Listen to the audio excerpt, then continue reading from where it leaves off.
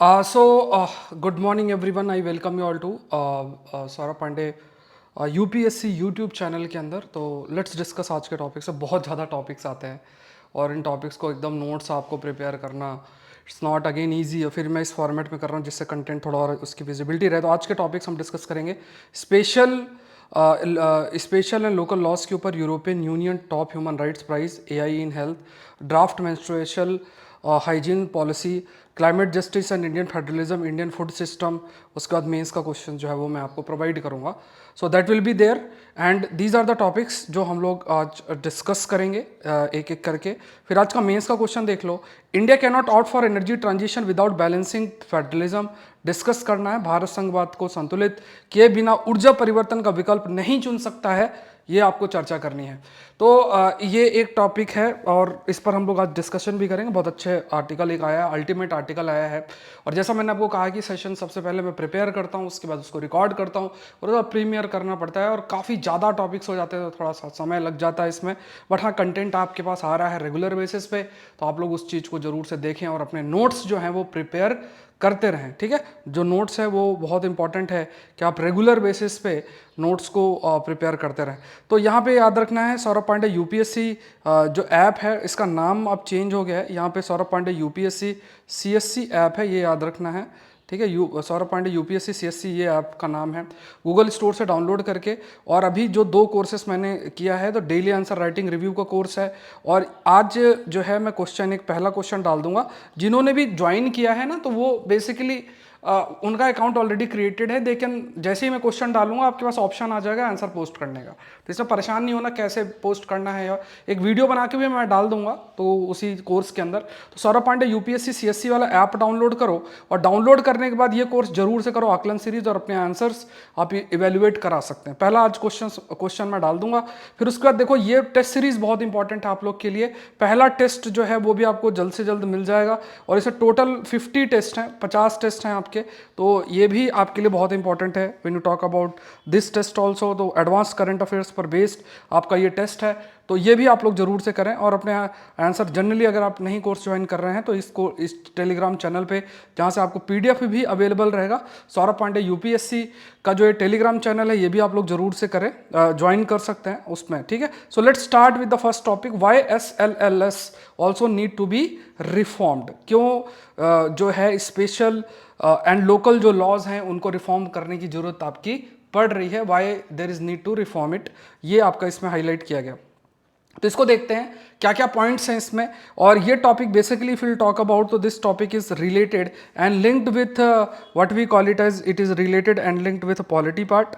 Polity से आपका ये टॉपिक आपका रिलेटेड है। तो इसमें देखो क्या है कि अभी फिलहाल के लिए पहला पॉइंट आपको ये ध्यान में रखना है कि अभी क्रिमिनल लॉ के ऊपर, जिस पर हमने चर्चा भी किया है, ये बिल पास किए गए हैं जिसमें आईपीसी सीआरपीसी है ना, इसको इनमें चेंजेस करके एक नए तरीके से लॉ लेकर आए गए हैं। जिसमें जैसे आपका आईपीसी है, कोड ऑफ क्रिमिनल प्रोसीजर है, इसमें इंडियन एविडेंस एक्ट है। तो यहाँ पे ये जो क्रिमिनल जो लॉज हैं इनको कोडिफाई किया गया है, नए नाम भी दिए गए हैं, कुछ चेंजेस भी आपके किए गए हैं। अब इसमें यह भी कहा गया है कि जनरली जैसे आईपीसी सीआरपीसी की बात करें तो इसमें जनरल क्रिमिनल लॉज हैं एंड यहाँ पे ये भी कहा गया कि there are certain crimes, certain things जो कि आईपीसी सीआरपीसी में डील नहीं किए जाते, और उसमें you have a separate law, जिसे मतलब सेपरेट सेट ऑफ लॉज हैं जिसे हम स्पेशल और लोकल लॉज भी बोलते हैं। उनके लिए शब्द हम यूज करते हैं, that is special and local laws आपके रहते हैं। तो भारत में लगभग नियरली 39.9% जो ऑफेंसेस हैं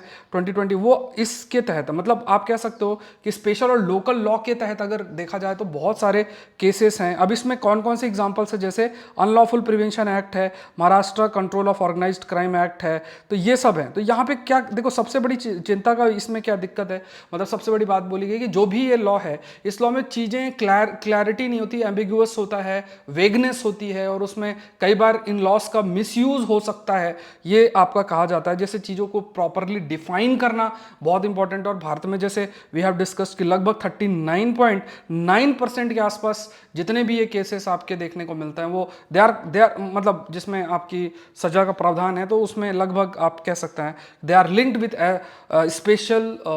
स्पेशल जो लॉज हैं स्पेशल और लोकल लॉज हैं उनसे रिलेटेड, ठीक है। तो ये ध्यान में रखना है। आप लोग पॉज करके अपने नोट्स जो हैं वो प्रिपेयर कर सकते हैं, बहुत क्लैरिटी के साथ आपको ये कंटेंट भी दिख रहे होंगे बहुत अच्छे तरीके से, और इसी वजह से मैंने ये थोड़ा सा इनोवेशन ट्राई भी मैं कर रहा हूँ। इसमें कुछ और भी चीज़ें भी आएंगी, जैसे और भी चीज़ें हम ऐड कर सकते हैं इसमें, ठीक है। फिर उसके बाद देखो ये भी लॉ इसी के अंदर है, स्पेशल लॉ के अंदर ही आता है, that is children protection of childrens from sexual offence act. ये भी क्रिटिसाइज कई बार किया जाता है, लाइक जब भी कंसेंशुअल सेक्सुअल एक्टिविटी होती है उस कंटेक्स्ट में, तो उसमें भी कहा जाता है कि ये जो लॉ लागू हो जाता है तो इसमें सर्टेन चेंजेस करने चाहिए, मतलब अपना एक तरीके का व्यू पॉइंट रहता है। आईपीसी की बात करें तो वो भी उसको क्रिटिसाइज किया गया कि जैसे, क्योंकि देखो आईपीसी बहुत पुराना है, ब्रिटिश टाइम का लॉ है, और ये भी कहा गया कि जिस बेसिस में आप चीज़ें डिफाइन करते हो वो जो मोरल प्रिंसिपल्स हैं वो भी, मतलब जो भी चीज़ें हैं वो बहुत ही पुरानी है, ब्रिटिश एरा की हैं, तो उसमें चेंजेस बहुत आपका ज़रूरी है। We need to change that thing. तो यहाँ पे मोरालिटी और कॉलोनियल रूट्स की वजह से इसमें बदलाव की बात भी की जाती है। नए प्रकार के क्राइम्स भी आ रहे हैं, नए तरीके के एविडेंस एक्ट को चेंज करने के लिए नए प्रकार की टेक्नोलॉजीज भी आ रही हैं, जिनको ऑफिशियली रिकॉग्नाइज करना बहुत ज़रूरी बन जाता है। सो यहाँ पे क्या है कि जो ये स्पेशल लॉज की, अगर हम when you talk about these special law basically they criminalise conduct, criminalize seeks to criminalize a conduct should find a place as a separate chapter within the larger structure of the penal code। तो ये भी देखो simple सी बात ही कही जा रही है कि आपने तो जो आईपीसी, सीआरपीसी, एविडेंस एक्ट, इस पे चेंजेस कर दिए, लेकिन जो ये स्पेशल लॉज हैं इन पे बदलाव करने की जरूरत है। और इनमें सबसे बेस्ट चीज क्या की जा सकती है कि आप जैसे जो कोडिफाई कर रहे हो तीन बड़े लॉज को, इन्हीं पे जो चैप्टर सर्टन इंक्लूड करके और इनमें स्पेशल और लोकल लॉज को भी इंक्लूड किया जा सकता है। एंड लाइक क्योंकि अभी फिलहाल के लिए जो स्पेशल लॉज है इनके खुद के सेपरेट प्रोसीजर्स हैं, अरेस्ट, इन्वेस्टिगेशन, बेल के प्रावधान भी अगर देखे जाए वो भी थोड़े से अलग हैं when you compare with certain things like CrPC, और इनसे अगर देखा जाए तो एक यूनिफॉर्मिटी लाने के लिए ये चीज की जा सकती है when you talk about the special जो आपके ये लॉज हैं, जो स्पेशल लॉज की अगर हम बात करते हैं, ठीक है। यहां तक ये पॉइंट्स को ध्यान में रखना। फिर यह भी कहा गया है कि non inclusion of substantive and procedural aspect of the SSL in the ongoing reform is a serious limitations. तो देखो जनरली ये हमें समझना है कि व्हेन यू आर राइटिंग, देखो बहुत हाई पॉसिबिलिटी होती है कि प्रीलिम्स के अंदर, प्रीलिम्स में भी हो सकता है क्वेश्चन स्टेटमेंट बेस्ड हो, या फिर मेंस के अंदर there can be a question आपके लिए फ्रेम हो सकता है, and that question is basically linked and related with the reforms in IPC, CrPC and Indian evidence act, and you can quote about this special law, जिसको हम like है ना, ये जो स्पेशल लॉ है इसके बारे में इसको आप कोट कर सकते हो। जो स्पेशल लॉज और स्पेशल लॉज हैं या जो लोकल लॉज हैं, इन पे लिमिटेशंस की इनको भी इंक्लूड करना बहुत बहुत ज़रूरी जो है वो बन जाता है। तो ये थोड़े से पॉइंट्स जो हैं वो आपको जरूर से ध्यान में रखना चाहिए। Let's move to the next part, and this is linked with what are, ये अभी संडे को भी मैंने डिस्कस किया था इफ यू रिमेंबर। तो ये टॉपिक है व्हाई द अर्थक्वेक फ्रीक्वेंट इन अफगानिस्तान। तो एक चीज आप ध्यान रखिए, सेशन को लाइक देख रहे हैं, लाइक बटन जरूर से प्रेस करें, और सेशन मतलब चैनल को जरूर से सब्सक्राइब करें। आकलन सीरीज लॉन्च हो गए, आज पहला क्वेश्चन मैं आज ही डाल दूंगा जो भी ज्वाइन कर रहे हैं। तो जैसे ही मैं क्वेश्चन डालूंगा आपको आंसर लिखने का ऑप्शन मिल जाएगा, ठीक है। तो वहां पे आप अपना आंसर पोस्ट कर सकते हैं। उस पर एक वीडियो भी मैं आज डाल दूंगा जिसमें आप लैपटॉप के माध्यम से पीडीएफ फॉर्मेट में डाल सकते हैं, फोन के माध्यम से इमेज फॉर्म में डाल सकते हैं। आपको वहीं पे सब कुछ आपके अकाउंट में ही दिख जाएगा जिन्होंने भी ज्वाइन किया आकलन सीरीज, ठीक है। तो आज मैं क्वेश्चंस डाल दूंगा, काफी सारे लोगों ने ज्वाइन कर लिया तो अब थोड़ा सा मुश्किल होगा ज्यादा लोग और ऐड कर पाना, लेकिन ये जो है क्वेश्चंस जो है वो मैं आज आपका पहला क्वेश्चन आपको मिल जाएगा, आप अपने आंसर को सेंड करके पोस्ट कर सकते हैं। Saurabh Pandey UPSC CSC app के अंदर जो मैंने स्टार्टिंग में दिया है, और लिंक आपका डिस्क्रिप्शन बॉक्स में दिया हुआ है। तो जो भी सीरियसली तैयारी करें, एटलीस्ट 3 महीने तक आप आंसर राइटिंग पे वर्क करो। मेरे द्वारा एक वीडियो भी मैं पोस्ट कर रहा हूँ रिव्यू वाला, तो वो भी वीडियो ऐसा कुछ क्वेश्चन पिक करके मैं आपके लिए रिव्यू वीडियो भी डाल दूंगा, लेकिन आपको आइडिया रहेगा कि आंसर को कैसे प्रोसीड करना है, वो थोड़ा सा आप उससे काफी कुछ सीख सकते हैं। तो ये थोड़ा सा ध्यान में रखना। सो लेट्स सी, एक कुछ पॉइंट्स देख लेते हैं, और यहाँ पे एक कुछ जो पॉइंट्स हैं वो देखते हैं। यहाँ पे एक पॉइंट, ठीक है। तो यहाँ पे लेट्स सी, यहाँ पे देखो एक पॉइंट हमें समझना है कि they are talking about earthquake. यहाँ पे पॉइंट जो हमें समझना है कि they are talking about the earthquake in Afghanistan. Afghanistan में जो अर्थक्वेक है उस पर बात की गई। तो इसमें सबसे पहले आपको कुछ पॉइंट्स याद रखने हैं, ठीक है। पहली चीज़ तो ये ध्यान में रखनी है कि there is this concept called as 2 plates आपस में मिल रही हैं, ठीक है, और एक प्लेट इस तरीके से नीचे की तरफ जा रही है, दूसरी प्लेट इस तरीके से है। और ये जो प्लेट्स आपकी हैं, जैसे एक तरफ आपके you have Indian plate, you have Indian plate, you have Eurasian plate, है ना, दोनों मर्ज कर रही हैं। और एक और प्लेट है जिसका नाम अरेबियन प्लेट भी है ना, वो भी एक पॉइंट बन जाता है। और ये प्लेट नीचे की तरफ जाती हैं, ठीक है। तो इसी जगह पे आपका हिमालयन रीजन, जैसे कुछ जो माउंटेन्स हैं, those mountains are also present, ठीक है, माउंटेन्स भी आपके प्रेजेंट है। जैसे for example it is stated that is Himalayan mountains located है, हिंदू कुश माउंटेन्स, हिमालयन माउंटेन्स, ये जो है लोकेटेड है। और ये जो है होता है, इसके लिए हम शब्द भी इस्तेमाल करते हैं, like for example if you talk about, तो ये जो है इसके लिए शब्द हम यूज़ करते हैं, we use the term called as subduction शब्द भी हम यूज़ करते हैं।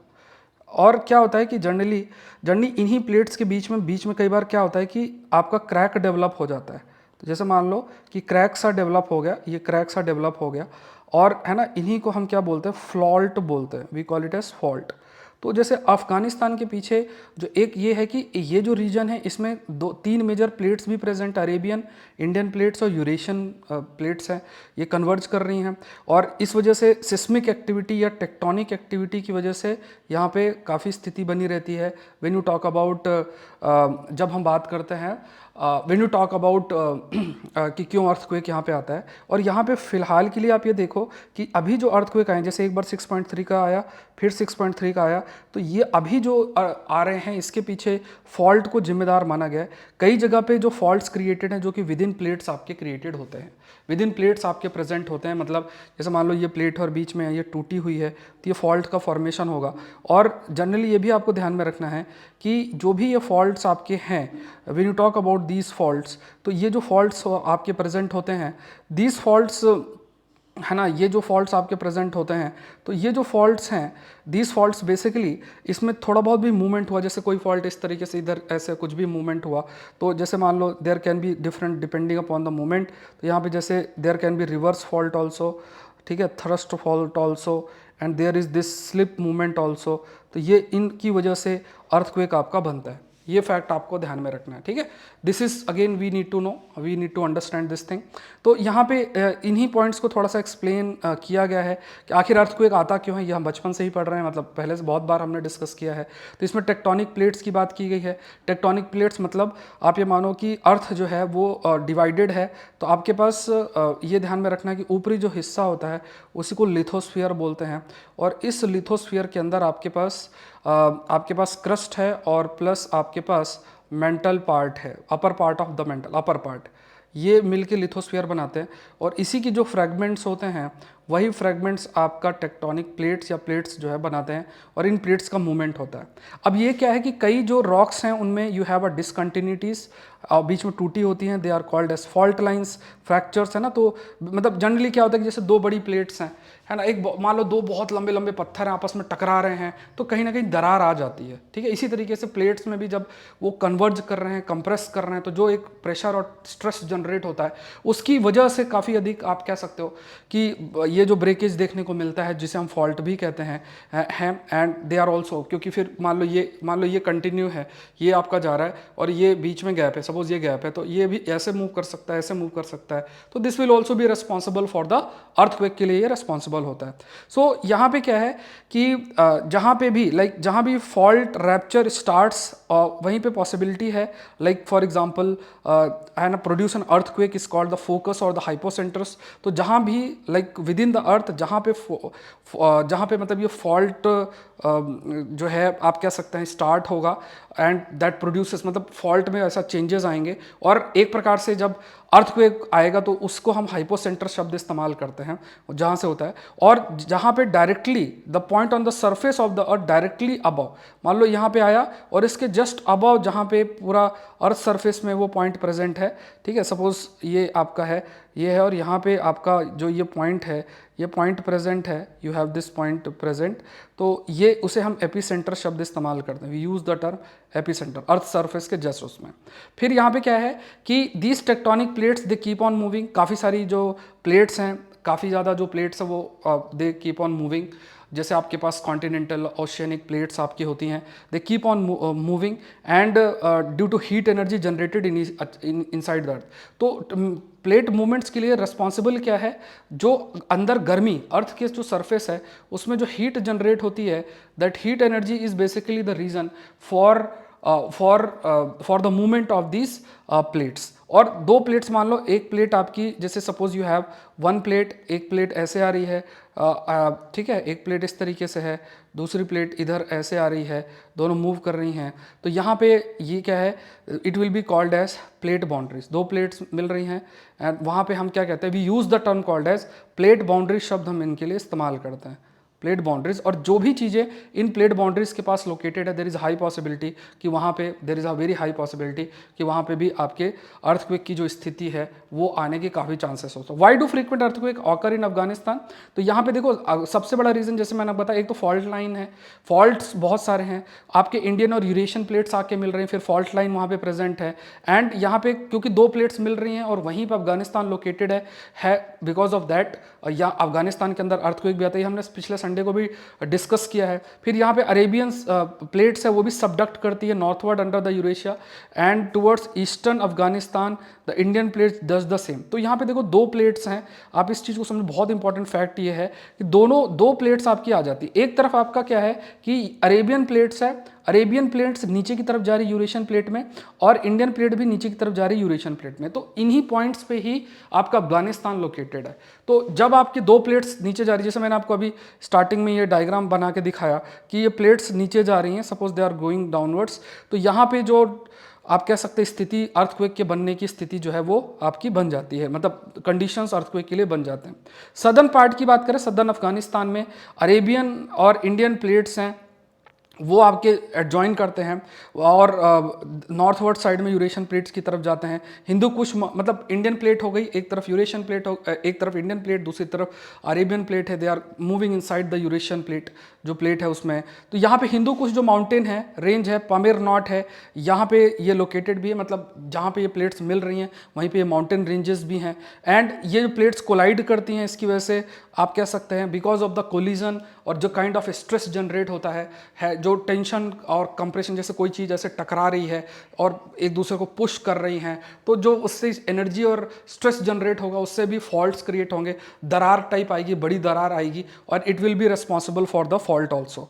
सो ये है, तो यही एक बड़ा फैक्टर अर्थक्वेक क्रिएशन के लिए भी बन जाता है। तो ऑनगोइंग जो नॉर्थवर्ड मूवमेंट है इंडियन प्लेट्स का, जिसकी वजह से हिमालय का फॉर्मेशन और हिमालय की हाइट भी बढ़ रही है। जैसे we all are aware about this कि जैसे मान लो हिमालयन रीजन है, आप किस टाइप से फॉर्मेशन हो रहा है, तो एक तरफ आपकी इंडियन प्लेट है, दूसरी तरफ आपकी यूरेशियन प्लेट है, इंडियन प्लेट्स नीचे की तरफ सबडक्ट कर रहा है, और यहाँ पे आपके जो हिमालय का फॉर्मेशन भी हो रहा है जो कि हो चुका है, और हिमालयंस की जो हाइट है इसी वजह से बढ़ भी रही है because of these plates, because of the presence of these plates. तो जो कंप्रेशन, मतलब दो प्लेट्स आपस में कंप्रेस कर रही हैं, और इसकी वजह से जो ऊपरी सतह, मान लो दो चीज़ आपस में ऐसे कंप्रेस करेंगी, ऊपरी सतह में काफ़ी सारे चेंजेस आते हैं और फॉल्ट्स का फॉर्मेशन भी होता है जो कि अर्थक्वेक के लिए भी रिस्पॉन्सिबल है। और जहाँ भी दो प्लेट्स मिलेंगी उसे हम प्लेट बाउंड्रीज कहते हैं, और इस प्लेट बाउंड्रीज के बीच में अर्थक्वेक के चांसेस बहुत अधिक आपके बन जाते हैं। तो आप ये देखो हाईएस्ट लेवल का डिस्कशन जो है जनरली अफगानिस्तान में क्यों अर्थक्वेक आता है, इसके पीछे क्या रीज़न है,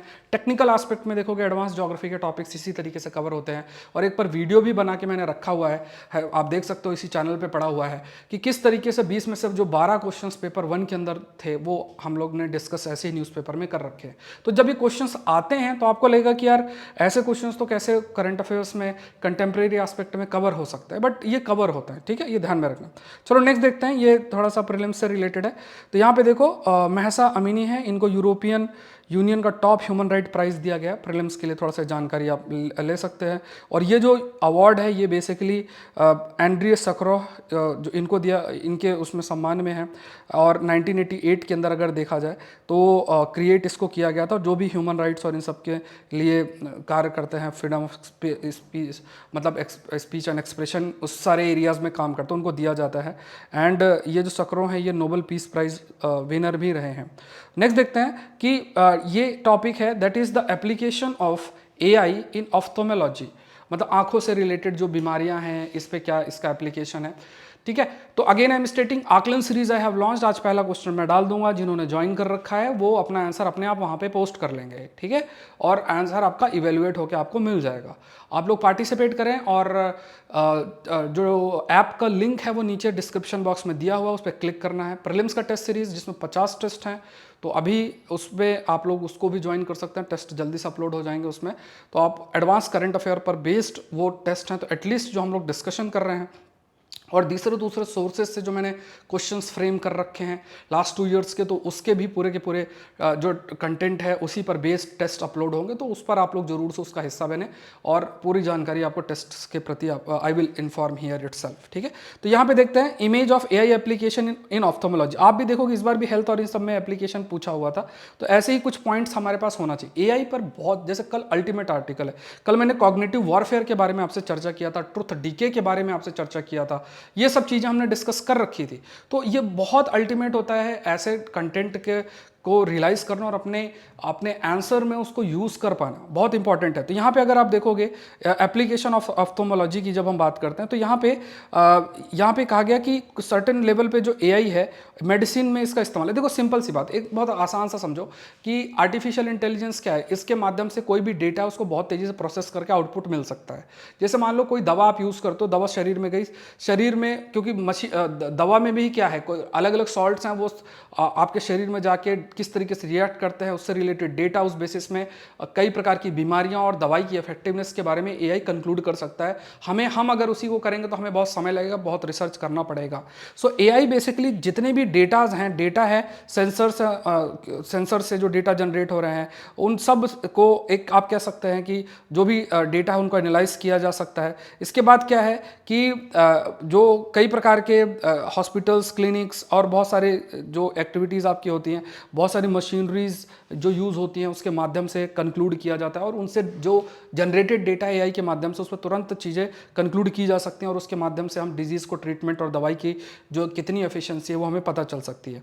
फिर यहाँ पे क्या है कि इमेजेस, वीडियोज़, कई चीज़ें जो स्कैन्स और ये सब है, डायग्नोसिस कर रहे हैं, उन सब के डेटा को इंटरप्रेट कर पाना ये पॉसिबल है। ऑलरेडी रोबोटिक्स का इस्तेमाल सर्जरी में भी हो रहा है, इन रोबोटिक्स में भी आपका एआई का इस्तेमाल, आर्टिफिशियल इंटेलिजेंस का इस्तेमाल भी आपका हो रहा है। तो एआई की बात करें तो यहाँ पे ये जो ऑप्थेल्मोलॉजी है, मतलब आइज से रिलेटेड, इसमें भी इसका एप्लीकेशन बहुत इंक्रीज हुआ है। खास तौर से जैसे आइज की डिजीज़ के बारे में जानकारी डायग्नोस करना और उसके ट्रीटमेंट के लिए भी है, जानकारी हो सकता है। जैसे मान लो रेटिना की डिजीज़ को बारे में डायग्नोस करना और स्क्रीनिंग करना, ठीक है, इस सब में इसका इस्तेमाल किया जा सकता है। नई दवाइयों का डिस्कवर करना, ये इन सब में एआई का इस्तेमाल आपका किया जा सकता है, ठीक है। तो ये पॉइंट्स आपको ध्यान में रखना है कि किन किन जगहों में, जैसे मान लो एआई का एप्लीकेशन आपसे हेल्थ से रिलेटेड पूछेगा तो इसमें स्पेसिफिकली ये 2-4 पॉइंट्स ही मेंशन आप कर सकते हो।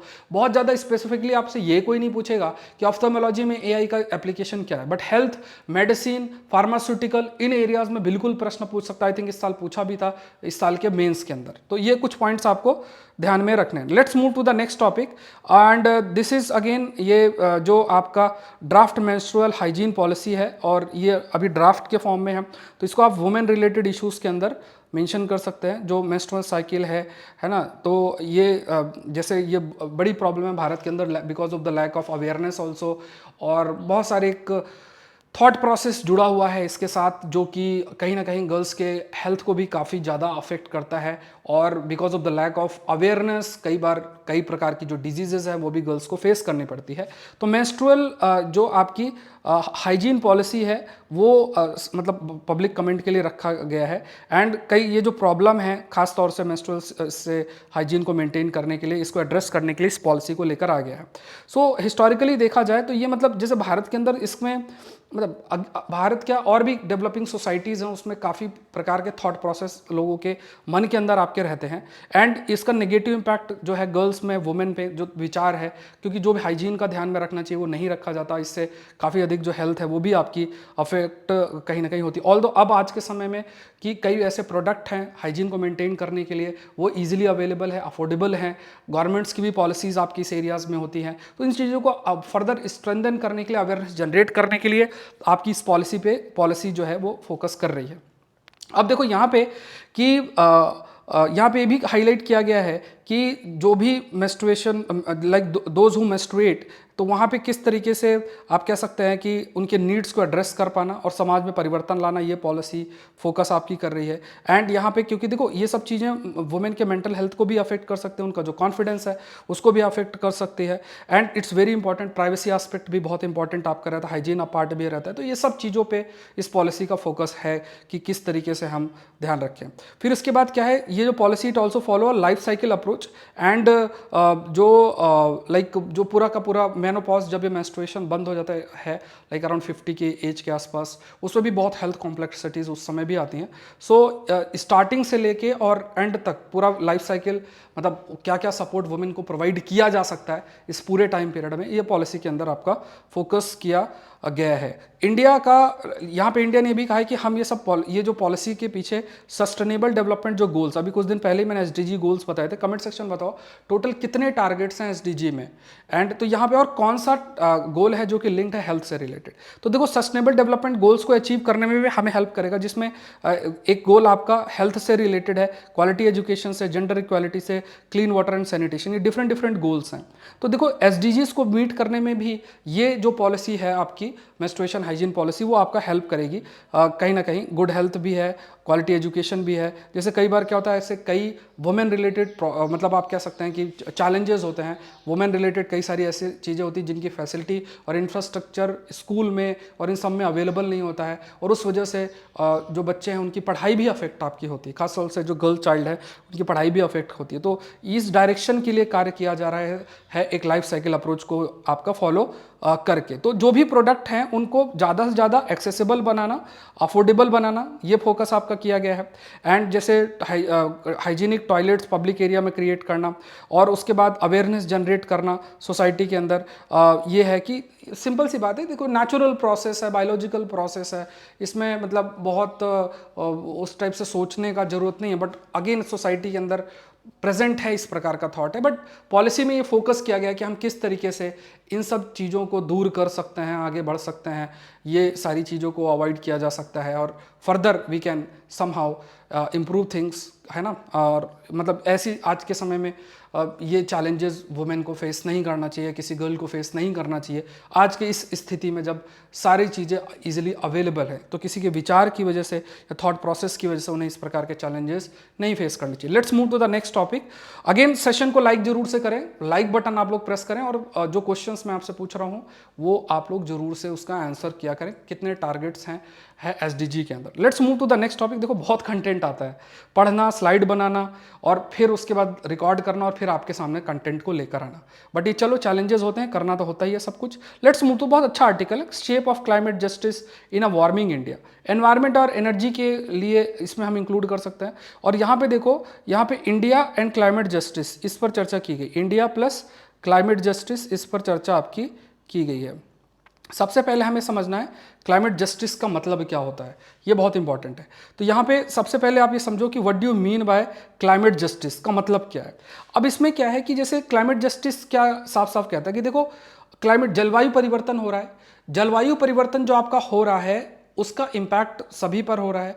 जिम्मेदार कौन है, ज़्यादातर डेवलप्ड कंट्री है, लेकिन इसका impact least developed, middle developed और जो डेवलपिंग देश हैं उनमें सबसे ज़्यादा इसका इम्पैक्ट देखने को मिल रहा है। तो क्लाइमेट जस्टिस कहता है कि जो भी ये बर्डन है उसका प्रॉपर मतलब एक इक्विटेबल डिस्ट्रीब्यूशन होना चाहिए। मतलब बर्डन ऐसा नहीं कि कुछ ही लोगों के उसमें हो, जो जिम्मेदार है ना, उसको कुछ नहीं करना पड़ रहा, जिन पर इम्पैक्ट पड़ रहा है उन्हीं को सारा बर्डन फेस करना पड़े, तो it is against climate justice. तो क्लाइमेट जस्टिस कहता है कि जो बर्डन है क्लाइमेट चेंज का, उसको जो उसका डिस्ट्रीब्यूशन प्रॉपर फेयर होना चाहिए और इक्विटेबल, मतलब सभी का है, और एफर्ट लेना चाहिए इसको कम करने का। एंड जो देश हैं उनको आपस में कोऑपरेट करना चाहिए, जिससे कि क्लाइमेट चेंज के इम्पैक्ट को रिड्यूस किया जा सके। तो इसे हम क्लाइमेट जस्टिस शब्द इसके लिए हम इस्तेमाल करते हैं। अब देखो G20 में भी यहाँ पे कहा गया, इंडिया ने ये भी कहा कि जो रिन्यूएबल एनर्जी की कैपेसिटी है उसको 3 गुना कर दिया जाएगा, ट्रिपल कर दिया जाएगा, ये चीज़ आपकी हाईलाइट की गई है। उसके बाद क्या है कि यहाँ पे ये भी कहा गया कि जो रेट ऑफ एनर्जी एफिशिएंसी है वो भी, उसको भी डबल करना। मतलब जो एनर्जी का इस्तेमाल है, एनर्जी जो आप इस्तेमाल करते हो उसकी एफिशिएंसी को इंप्रूव करना। अभी आप मान लो 10 यूनिट यूज़ कर रहे हो तो वही काम 2 यूनिट में हो जाए, ऐसा कुछ हमें करना है। तो इसे हम एनर्जी ट्रांजिशन भी कहते हैं। इस पर बहुत हमने चर्चा भी कर रखी है। एनर्जी ट्रांजिशन का मतलब हो गया कि आप नॉन रिन्यूएबल से रिन्यूएबल की तरफ जा रहे हो, ये हम कर रहे हैं। तो यहाँ पे क्या है कि सबसे इंपॉर्टेंट ये है कि लाइक फॉर एग्जांपल कि एनर्जी ट्रांजिशन इनिशिएटिव, इसमें एक पॉइंट ये भी कहा गया कि जो कॉस्ट है it has to be internalised, और लाइक फॉर एग्जांपल जैसे मान लो अभी हम रिन्यूएबल की तरफ क्यों जा रहे हैं, इसलिए हम रिन्यूएबल की तरफ जा रहे हैं because of the things like climate change. ये सब है कि ग्रीन हाउस गैस का एमिशन बहुत अधिक होता है और उसकी वजह से बहुत बहुत नेगेटिव इंपैक्ट भी पड़ता है समाज के अंदर, प्लस क्लाइमेट चेंज जैसी चीजें देखने को मिल रही है। तो इसको रोकने के लिए हम चाह रहे हैं कि we need to move towards a renewable source of energy जिससे कार्बन एमिशन रिड्यूस हो। तो इसका कॉस्ट भी बहुत अधिक इंक्रीज होगा। अब किस तरीके से, मतलब जो भी इसमें जिम्मेदार हैं they should also be responsible, and जो कॉस्ट है they also need to bear the cost, and है ना, मतलब खास तौर से वो लोग जो ये सबको ग्रीन हाउस गैस एमिशन के लिए जिम्मेदार हैं। फिर उसके बाद जो क्लाइमेट जस्टिस है इसमें ये भी कहता है कि कंपनसेशन। अब जैसे मान लो जनरली क्या है कि डेवलप्ड देश तो एक प्रकार से जम के ग्रीन हाउस गैस का एमिशन किया, इंपैक्ट आपका गरीब देशों में या डेवलपिंग देशों में मिल रहा है। तो क्लाइमेट जस्टिस का प्रिंसिपल साफ साफ कहता है कि यहाँ पे जो कंपनसेशन है उनको देना पड़ेगा और देना चाहिए, और उसको कम करने का मतलब जो मिटिगेट करने का आप कह सकते हैं कि एफर्ट भी उसमें भी पार्टिसिपेट करना चाहिए, खासतौर से जो ये बड़े देश हैं, रिचर क्लास हैं and they can facilitate this through energy transition. Energy transition मतलब नॉन रिन्यूएबल से रिन्यूएबल की तरफ जो मान लो इंडिया काम कर रहा है तो उसमें भी कई प्रकार के चैलेंजेस आएंगे। तो उसको मीट करने के लिए आप कह सकते हो कि जो भी कदम है वो आपका उठाना चाहिए। रिचर देश के जो अमीर देश हैं उनको मदद करनी चाहिए because of the principle of climate justice, because they are the only one who are responsible for the like high green house gas emission. अब इंडिया ने हमेशा एक अप्रोच फॉलो किया जिसे हम कहते हैं कॉमन बट डिफरेंशिएटेड रिस्पॉन्सिबिलिटी। मतलब इंडिया ने कहा है कि देखो जिम्मेदारी तो सबकी है, क्लाइमेट चेंज तो चलो ठीक है वो एक प्रॉब्लम है ही, बट कार्बन एमिशन को रिड्यूस करना है उस पे भी सब काम करेंगे, बट सबकी जिम्मेदारी अलग अलग लेवल की होगी, डिफरेंशिएटेड होगी। मतलब सबकी एक सी जिम्मेदारी होगी बट अलग होगी। डेवलप्ड देशों की अलग, मतलब एक हायर रिस्पॉन्सिबिलिटी आपकी बनती है। तो यहाँ पे क्या है कि जो डेवलपिंग कंट्रीज है, ग्लोबल साउथ जिसे हम कहते हैं, they have to prioritise economic growth and development over the climate mitigation. ये बहुत इंपॉर्टेंट। देखो डेवलपिंग देश है, लोग हैं, अब उनको बेसिक इंफ्रास्ट्रक्चर चाहिए, एम्प्लॉयमेंट और सब चीज़ें चाहिए। एकदम से आपने क्या किया, नॉन रिन्यूएबल से रिन्यूएबल में चले गए। अब नॉन रिन्यूएबल से रिन्यूएबल में कॉस्ट आपका बहुत अधिक बढ़ जाएगा। आपका जो आप ग्रोथ, डेवलपमेंट, इकोनॉमिक एक्टिविटीज़ बहुत सारी जो आर्थिक लेवल पे आप कर रहे हो that will also be affected. वो भी बहुत मिनिमम आपका जो है वो हो सकता है हर चीज़ टेक्नोलॉजी बेस्ड भी हो सकती है। इससे जो ग्रोथ की अपॉर्चुनिटीज़ लोगों के लिए है, जैसे जॉब नहीं मिल पाएगी या नए प्रकार की जॉब्स क्रिएट होंगी और स्किल्स अलग तरीके की होंगी, तो उसमें मिसमैच आपका हो सकता है। तो यहाँ पे क्या है कि अभी जो प्रायोरिटी है that has to be economic growth. इसमें कहा गया कि priority has to be economic growth की तरफ प्रायोरिटीज़ की बात की गई, इकोनॉमिक ग्रोथ की रादर देन क्लाइमेट के मिटिगेशन के लिए प्रायोरिटी रखा जाए। तो यहाँ पे क्या है कि ये हाईलाइट किया गया है कि अगर ट्रांजिशन होता भी है तो सबसे ज़्यादा पुअर को ही अफेक्ट कर सकता है। तो देखो आप ये समझो बहुत एक अजीब तरीके का डिलेमा है कि अगर आप कुछ करते नहीं तब भी पुअर अफेक्ट होता है, अगर आप एनर्जी ट्रांजिशन की तरफ जाते हो तब भी पुअर अफेक्ट होता है। खास तौर से उनका जो लाइवलीहुड पार्ट है वो काफ़ी हद तक अफेक्ट हो सकता है। सो क्लाइमेट इंड्यूस्ड जो प्रॉब्लम्स हैं, जैसे मान लो ड्रॉट है ना, जैसे मान लो सूखे की स्थिति है, बहुत कहीं बारिश हो रही, कहीं सूखे की स्थिति आ रही है, इससे एग्रीकल्चर लेवल पे क्राइसिस भी देखने को मिल रही है और कई प्रकार की आर्थिक एक्टिविटी भी अफेक्ट होती है। तो इससे भी पुअर आपका काफ़ी अफेक्ट होता है। इसके बाद पर्यावरण और सामाजिक आर्थिक जो इनइक्वालिटीज़ हैं वो भी आपका एड्रेस करने की ज़रूरत है ना। तो यहाँ पे जो भी हम डेवलपमेंट मॉडल अपनाएंगे, अगर देखा जाए तो जो भी हम डेवलपमेंट मॉडल अपनाएंगे उसमें हमें इंपॉर्टेंट हमारे लिए ये है कि जो भी आपका वी कैन से जो एनवायरमेंटल, पर्यावरण और सामाजिक आर्थिक एक प्रकार से असमानताएं हैं, इनइक्वालिटीज़ हैं, उनको एड्रेस करना जरूरी है। तभी हम एक ऐसा डेवलपमेंट मॉडल ला सकते हैं जो सस्टेनेबल हो और उसका बेनिफिट सभी तक रीच हो सके। एंड यहाँ पे क्या है कि अगर मान लो समाज लेस इक्विटेबल है, less equitable societies tend to have higher emission output per unit of economic activity, ये भी है। अब देखो इसमें बहुत इंपॉर्टेंट, जैसे मान लो कि अगर लेस इक्विटेबल सोसाइटीज़ हैं tend to have higher emission output per unit of economic activities. ये जैसे मान लो जैसे हमारे देश में ही है, तो यहाँ पे क्या है कि अगर जैसे मान लो यूएस, तो इक्विटेबल सोसाइटी मतलब सबके पास रिसोर्सेस हैं, सामाजिक आर्थिक इक्वालिटी कम है, तो उसमें कहा गया कि उन केस में फ्यूचर में जैसे वो टेक्नोलॉजी अडॉप्ट करेंगे तो एमिशन उनका कम होगा। लेकिन मान लो जो लेस इक्विटेबल सोसाइटी, मान लो इंडिया है, कोई अमीर कोई गरीब, तो इक्विटेबल नहीं है, तो ऐसे समाज के अंदर जो एकदम से एमिशन होगा, वो एमिशन खास तौर से ग्रीन हाउस गैस का emission because of different activities वो कंपैरेटिवली हायर हो सकता है। बिकॉज जैसे आपको क्या है, बहुत सारी डेवलपमेंट नीड्स पूरी करनी पड़ेंगी, प्लस आप तुरंत जो है, ऐसा नहीं हो सकता कि आप एकदम से ट्रांजिशन चले जाओ रिन्यूएबल एनर्जी की जगह, मतलब नॉन रिन्यूएबल जगह रिन्यूएबल चले गए, तो अगर आप ऐसा करते हो तो बहुत सारे चैलेंजेस आएंगे, नौकरियां जाएंगी, ऐसा नए तरीके की जॉब्स क्रिएट तो होंगी, लेकिन जो पुराने जॉब्स वो अफेक्ट होंगे, ये सब है। तो यहाँ पे एकदम से आप चेंजेस नहीं कर सकते बिकॉज आपका जो ग्रोथ है वो आपका अफेक्ट हो सकता है। सो हाईली अनइक्वल इकोनॉमिक जो स्ट्रक्चर है ना, तो हाईली अनइक्वल इकोनॉमिक स्ट्रक्चर है और इंडिया भी इससे अफेक्ट करेगा। एंड यहाँ पे क्या है कि जो ग्लोबल एक्सपीरियंस सजेस्ट करता है कि societal response which are necessary to address the climate change are impeded in more unequal settings. मतलब जैसे मान लो ये कहा गया कि अगर अनइक्वल सोसाइटी है और उसमें अगर हम कुछ ऐसा परिवर्तन करना भी, जैसे मान लो एक इंडिया ने एक लाइफ इनिशिएटिव की बात की है, अब इसमें एनवायरमेंट फ्रेंडली लाइफस्टाइल की बात की गई है, लाइफ इनिशिएटिव। अब जरूरी नहीं कि इसको सब लोग ऑप्ट कर ले, मान जाए, इतना आसान नहीं होगा।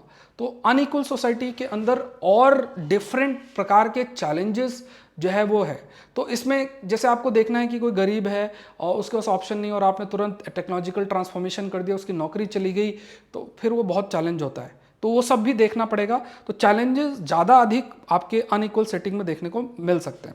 अब इंडिया की बात करें तो इंडिया के जो इंडिया का नेशनली डिटरमाइंड कंट्रीब्यूशन है, जिसमें 40% टोटल इंस्टॉल्ड पावर कैपेसिटी है वो क्लीन एनर्जी हो। मतलब जो हमने पेरिस एग्रीमेंट में हमने अपने टारगेट सेट किया कि इन्हें हमें अचीव करना है, तो जो रिन्यूएबल एनर्जी है, क्लीन एनर्जी, उसमें हमने 40% का टारगेट रखा है नेट जीरो एमिशन 2070 तक हम अचीव करेंगे, ये है। और अभी 2021 की बात करें तो कोल जो है मेजर पार्ट है हमारे एनर्जी, ये फैक्ट अपना डेटा डायरी में नोट कर लेना। एनर्जी सप्लाई इंडिया की अगर बात करें तो इसमें कोल का, थर्मल पावर का कंट्रीब्यूशन 56.1% है, क्रूड ऑयल का इस्तेमाल 33.4% है। और एकदम से आप सोचो कि हमारे पास अल्टरनेटिव है नहीं, हम रिन्यूएबल से मतलब नॉन रिन्यूएबल से रिन्यूएबल में चले जाएं, ये सब क्या है, नॉन रिन्यूएबल है, और है ना, तो ऑयल कोल और ये सब, तो अब रिन्यूएबल पे चले जाओगे तो ये इसका अल्टरनेटिव कहाँ से आएगा? एकदम से कर दोगे तो इंडस्ट्रीज का कॉस्ट भी बढ़ जाएगा। इंडस्ट्रियल सेक्टर की बात करें तो लार्जेस्ट कंज्यूमर है एंड ज़्यादा, हाफ से ज़्यादा यूज़ आपका इंडस्ट्रियल सेक्टर के द्वारा ही किया जा रहा है, फिर उसका ट्रांसपोर्ट है, फिर घरों में, फिर एग्रीकल्चर में इस्तेमाल हो रहा है। तो यहाँ पे क्या है कि मैन्युफैक्चरिंग में सबसे ज़्यादा कार्बन का एमिशन कंजम्पशन होता है एनर्जी का। अब अगर आपका उसमें होता है तो सबसे ज़्यादा ट्रांसफॉर्मेशन भी किस में होगा? मैन्युफैक्चरिंग में। टेक्नोलॉजी का यूज़ भी सबसे ज़्यादा किस में करना पड़ेगा? मैन्युफैक्चरिंग में। और ये क्या है, ये चैलेंज होगा, क्योंकि अगर आप एकदम ऐसा चेंज करोगे, बोलो कल से ग्रीन हाइड्रोजन आप यूज़ करो, अब उसके लिए तो बड़ा कॉस्टली पड़ जाएगा, तो वो फिर और कहीं कटिंग करेगा, लोगों को नौकरी से निकाल सकता है, या वो बिजनेस भी अफेक्ट हो सकता है, और जो टेक्नोलॉजी अडॉप्ट करेगा वो सर्वाइव करेगा, जो इसके पास नहीं है वो नहीं कर पाएगा। तो ये सब चैलेंजेस मैन्युफैक्चरिंग सेक्टर के अंदर आएंगे। Any increase in the energy price is likely to lead the contraction of the manufacturing, क्योंकि एनर्जी का अगर प्राइस बढ़ेगा तो उनका कॉस्ट भी आपका इंक्रीज हो सकता है, ये है। तो यहाँ पे कहा गया कि जो भी ये ट्रांजिशन है इसमें हमें क्या चाहिए, एक ऐसा अप्रोच चाहिए जो कि हॉलिस्टिक हो, जिसमें हम आर्थिक, सामाजिक और जो भी इनइक्वालिटीज़ आप कह सकते हैं रीजनल लेवल पे है उसको देखना। जैसे मान लो कोई ऐसी जगह है जहाँ पे मान लो स्थिति ठीक नहीं है कि यहाँ पे अगर आपने रिन्यूएबल की तरफ चले गए तो वहाँ चैलेंजेस आएंगे, तो वहाँ पे आप ट्रांजिशन थोड़ा सा हॉल्ट रोक सकते हो, एकदम से ना करो। ऐसा नहीं कि आप एक यूनिफॉर्म पॉलिसी लेकर आ जाओ और सभी पे इम्प्लीमेंट कर दो, सभी पे इक्वली कर दो। मान लो कर्नाटका, केरला, महाराष्ट्र, इन पे अलग कंडीशन है, यहाँ पे आपने किया तो कोई बात नहीं, लेकिन आपने वही पॉलिसी छत्तीसगढ़, झारखंड पे लगा दिया तो वहाँ पे अलग चैलेंजेस हैं, वहाँ पे चीज़ें काफ़ी हद तक निर्भर नॉन रिन्यूएबल पे करता है। तो एकदम से अगर आपने उसमें चेंजेस कर दिए तो स्टेट की इनकम भी रिड्यूस होगी, eight the same point of time जो वहाँ के लोग हैं उनका livelihood, employment opportunities, economic activity will also be affected. तो ये डिस्पैरिटी को कंसीडर करना बहुत बहुत इंपॉर्टेंट है, बहुत अल्टीमेट आर्गूमेंट्स है, ठीक है। सो रिन्यूएबल एनर्जी अडॉप्टेशन की अगर हम बात करते हैं, अगर हम रिन्यूएबल एनर्जी अडॉप्ट भी करना चाहते हैं तो इट्स वेरी इंपॉर्टेंट कि हम उस डिस्पैरिटी को देखें जो स्टेट्स के बीच के अंदर एग्जिस्ट करता है, विद इन कंट्री जो एक डिस्पैरिटी एग्जिस्ट करती है वो हमें देखना चाहिए। तो यहाँ पे ये है। तो यहाँ पे क्या है कि अगर हम रिन्यूएबल एनर्जी की तरफ जाते हैं तो नए जॉब अपॉर्चुनिटीज आएंगे, लेकिन आएंगे तो बट पुरानी जॉब अपॉर्चुनिटी से नए जॉब अपॉर्चुनिटी में अगर आप जाते हो, कोई 40 साल का है, अब उसमें नई जॉब उसको करनी है और नए स्किल वो एक्वायर नहीं कर पाएगा, उसकी जॉब तो चली जाएगी। नई जनरेशन है, चलो वो तो सीख लेगी नए प्रकार के जॉब्स, लेकिन जो पुराने लोग हैं उनकी जॉब चली जाएगी। इससे काफ़ी सारे इश्यूज अलग सामाजिक लेवल पे देखने को मिलेंगे। सो पेरिस एग्रीमेंट की बात करें तो यहाँ पे भी हाईलाइट किया गया है कि taking into account the imperative of just transition of work force and creation of decent work and quality jobs per nationally defined development priorities. तो यहाँ पे इवन पेरिस एग्रीमेंट में भी इस बात को हाईलाइट किया गया है कि जब हम ट्रांजिशन की बात करते हैं, मतलब एनर्जी ट्रांजिशन की बात करते हैं, तो transition of the work force and the creation of the decent work and quality jobs per nationally defined development per nationally defined development priorities. तो देखो कोई भी देश अगर ट्रांजिशन की तरफ हम जा रहे हैं तो energy transition will also result into transition of economic activities and transition of availability of work force, labour participation, इन पर भी इंपैक्ट पड़ेगा। अब यहाँ पे क्या है कि जो देश हैं जहाँ पे सामाजिक असमानताएं हैं या इनइक्वालिटीज़ हैं, उनके लिए जो भी डेवलपमेंट प्रायोरिटीज़ हैं, मतलब विकास की प्रायोरिटीज़ हैं, वो हायर होंगी, इकोनॉमिक ग्रोथ की प्रायोरिटीज़ हायर होंगी। तो ये चैलेंजेस आपके एनर्जी ट्रांजिशन के अंदर देखने को आपके मिलेंगे। फेडरलिज्म, ये बहुत अच्छा आर्गुमेंट है जिसमें मेंस का प्रश्न भी मैंने आपके लिए फ्रेम किया, फेडरलिज्म एंड एनर्जी ट्रांजिशन। तो जैसे मान लो कोल है, अब कोल क्या है, ये ज़्यादातर कहाँ लोकेटेड है, ईस्टर्न सेंट्रल पार्ट में।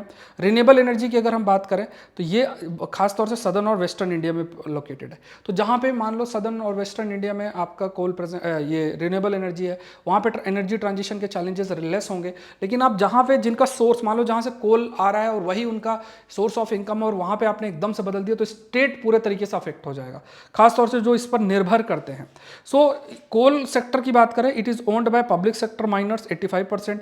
मेन सोर्स ऑफ रेवेन्यू है कई सारे जैसे स्टेट्स के लिए उड़ीसा, झारखंड, छत्तीसगढ़, तो ये बहुत इंपॉर्टेंट है। अब इन स्टेट्स का तो सोर्स ऑफ रेवेन्यू कोल है, अब वो बेच के कमाते हैं पैसा, और अगर आपने ट्रांसफॉर्मेशन कर दिया, मतलब आप रिन्यूएबल की तरफ चले गए, तो इनको पैसा कहाँ से आएगा, इनकी अर्निंग कहाँ से आएगा। तो जो एनर्जी ट्रांजिशन है इसमें भी इन इक्वालिटीज़ पर भी ध्यान रखना है। अब जिन स्टेट्स में मान लो इन कोल पर निर्भरता नहीं है, they can easily transform towards the renewable, but अब इनके लिए तो चैलेंज होगा ना, इनके लिए तो it will be a very big challenge, खासतौर से उड़ीसा, झारखंड और छत्तीसगढ़ की अगर हम बात करें। तो यहाँ पे जरूरी क्या है कि ये जो रीजनल इनइक्वालिटीज़ हैं, इस रीजनल इनइक्वालिटीज़ को ध्यान में रखना, ये बहुत इंपॉर्टेंट है। और अगर आप चेंजेस करते हो तो स्टेट्स मतलब मान लो आपको सर्टेन फंड्स का ट्रांसफर भी करना पड़ेगा एंड स्टेट स्पेसिफिक प्रोग्राम्स आपको लेकर आना पड़ेगा। मतलब जो फेडरल एस्पेक्ट में आपको थोड़ा सा एक यूनिफॉर्म पॉलिसी आप लेकर नहीं चल सकते हैं एनर्जी ट्रांजिशन के लिए। सेम सी पॉलिसी केरला, कर्नाटका, महाराष्ट्र और छत्तीस, झारखंड, ओडिशा, इन पे सेम पॉलिसी सब पे लागू नहीं हो सकती है। तो स्टेट स्पेसिफिक पॉलिसीज प्रोग्राम लेकर ही हम एनर्जी ट्रांजिशन की तरफ जा सकते हैं। तो जो फेडरल गवर्नेंस की अगर बात किया जाए, स्ट्रक्चर है जो हमारा फेडरल है, जिसमें सब नेशनल गवर्नमेंट है, इनका एक इंपॉर्टेंट रोल आपका हो सकता है। मतलब जैसे मान लो सब नेशनल, जैसे नेशनल गवर्नमेंट क्या है, मान लो जो सेंट्रल गवर्नमेंट है वो नेशनल है, स्टेट गवर्नमेंट सब नेशनल गवर्नमेंट है, लोकल बॉडीज है और छोटी गवर्नमेंट, मतलब third tier of the government हो गया। तो इनका रोल और अधिक प्रोमिनेंट होगा और अधिक इंपॉर्टेंट और प्रोमिनेंट इनका रोल बढ़ जाएगा जब हम क्लाइमेट के चेंज की वजह से जो चैलेंजेस आ रहे हैं उनको मीट करते हैं, और जब हम सॉल्यूशन की तरफ जा रहे हैं, एनर्जी ट्रांजिशन की तरफ जा रहे हैं, तो उसमें भी इनका रोल बहुत मैटर आपका जो है वो करता है। एंड इस स्थिति में इट्स अगेन वेरी इंपॉर्टेंट कि स्टेट्स को इन्वॉल्व करना eight the same point of time, जो भी चैलेंजेस हैं उनको मीट करने के लिए जो ये सब नेशनल रिस्पॉन्सेस हैं उसको देखना जरूरी है। Let's move to the next topic. काफ़ी बड़े आर्टिकल्स आते हैं, इनको पहले पढ़ना, फिर स्लाइड्स बनाना और फिर आपके लिए रखना सामने और रिकॉर्ड करके फिर ही मैं आपको डाल पाता हूँ, तो इस पर टाइम कई बार लग जाता है, फिर जो वीडियो अपलोड होता है उस पर भी समय लग जाता है। ठीक है, यही एक चैलेंजेस होते हैं, थोड़ा इसी वजह से थोड़ा सा टाइम डिफरेंस आ गया है, बट आई विल ट्राई कि इसमें और थोड़ा बैलेंस किया जाए। An opportunity to recast Indian food system, agriculture का अच्छा आर्टिकल है, ये भी अच्छा आर्टिकल, इसको डिस्कस करते हैं, कई सारे पॉइंट्स हैं। तो यहाँ पे टॉपिक आप लिख लो, एग्रीकल्चर के अंदर इसको नोट कर लो, and this is under the India's food system, it is under India's food system. ठीक है, इंडिया का जो फूड सिस्टम है उससे ये रिलेटेड है। ठीक है, it is India's food system. तो यहाँ पे देखते हैं प्राइमरी जो गोल है फूड सिस्टम का, गोल है मतलब फूड की बात करें, खाना क्यों खाते हो, एक तो न्यूट्रिशन एक बड़ा पार्ट आपका हो जाता है। एंड दूसरा ये भी है कि जो प्रोड्यूस कर रहा है वो भी, उसको भी कुछ फ़ायदा, मतलब फार्मर्स हैं उनको भी थोड़ा पैसा मिल सके। तो एक तो जो खा रहे हैं उनके लिए न्यूट्रिशन, और जो उगा रहे हैं उनके लिए आपका इनकम, ये है। तो ये क्या है, अभी इंडिया के पास हम फेस भी कर रहे हैं मैल न्यूट्रिशन जैसी प्रॉब्लम्स है। न्यूट्रिशन की जो अवेलेबिलिटी है वो आपकी मतलब जो मतलब न्यूट्रिशनल डेफिशिएंसी है वो देखने को मिलती है। इंडिया के चैलेंज की बात करें तो जो साइजेबल प्रपोर्शन है इंडिया का देखा जाए तो उसमें न्यूट्रिशनल डेफिशिएंसी है। नेशनल फैमिली हेल्थ सर्वे की बात करें तो 35% जो चिल्ड्रंस हैं वो स्टंटेड, फैक्ट नोट कर लो।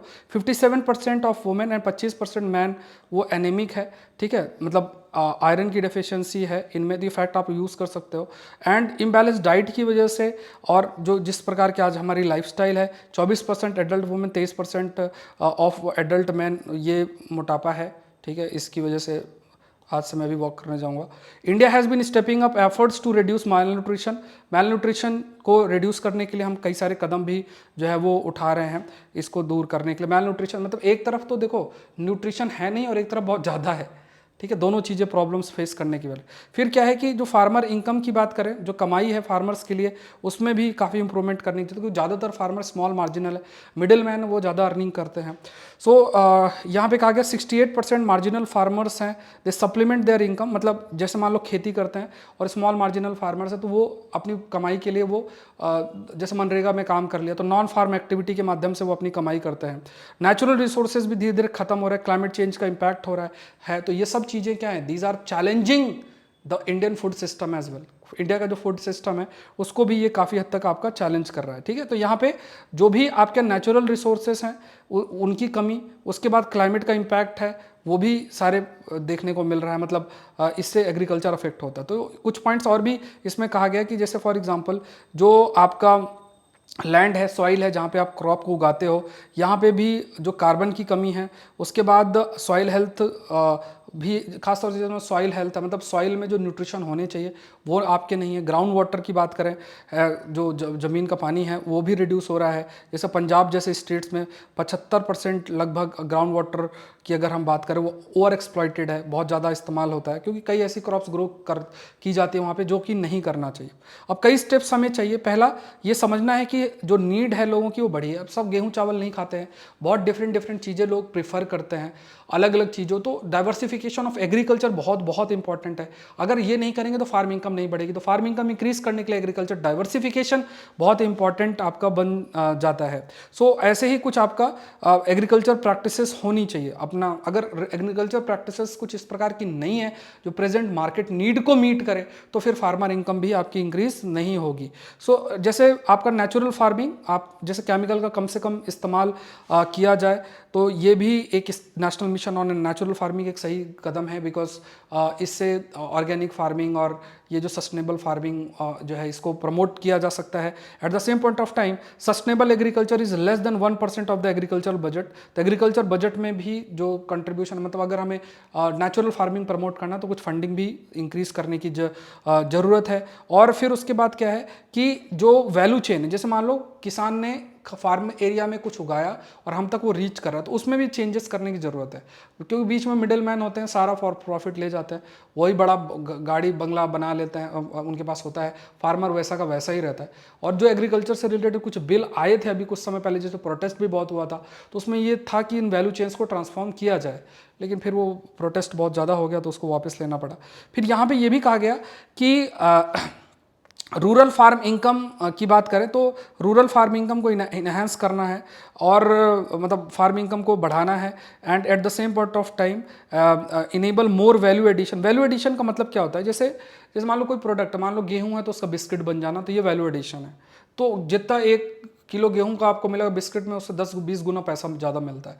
तो ये वैल्यू एडिशन, ऐसे डिफरेंट प्रोडक्ट्स से रिलेटेड वैल्यू एडिशन करना जरूरी है। फूड प्रोसेसिंग पे फोकस करना जरूरी है। फार्मर से अगर प्रोक्योरमेंट होता है तो कॉन्ट्रैक्ट फार्मिंग की जा सकती है। तो यहाँ पे ये है कि जैसे मान लो फार्मर कोई उगा रहा है, अब उसके पास स्टोरेज की फैसिलिटी नहीं है, तो स्टोरेज फैसिलिटी प्रोवाइड करना, और भी जो सुविधाएं हैं वो प्रोवाइड करना, जिससे कि फार्मर्स से डायरेक्टली चीज़ें प्रोक्योर करके उसको फ़ायदा भी हो जाए। मिडिल मैन बीच में उनका मिडिल मैन की बात करें उसको उसको रिड्यूस किया जाए, ठीक है, ये ध्यान में रखना। देखो मेंस का क्वेश्चन देख लो, India can not opt for energy transition without balancing federalism, 10 number में लिखना है, ठीक है। और आज मैं आकलन सीरीज के अंदर ये आकलन सीरीज मैंने लॉन्च कर दी है। तो सबसे पहले आप सौरभ पांडे CSC ये जो ऐप है गूगल स्टोर से डाउनलोड करना, सौरभ पांडे CSE ये टाइप करके करना, और इसमें आकलन सीरीज आप लोग ज्वाइन कर लेना, ठीक है। आज आपको मैं क्वेश्चन डाल दूंगा, ठीक है, क्योंकि आप लोग सफिशिएंट लोग काफ़ी लोग जुड़ गए हैं। तो यहाँ पे आपको आंसर जैसे ही क्वेश्चन डालूंगा वहीं पे आंसर कर दोगे, पोस्ट कर सकते हो आप, ठीक है, कोई उसमें घबराने की जरूरत नहीं है।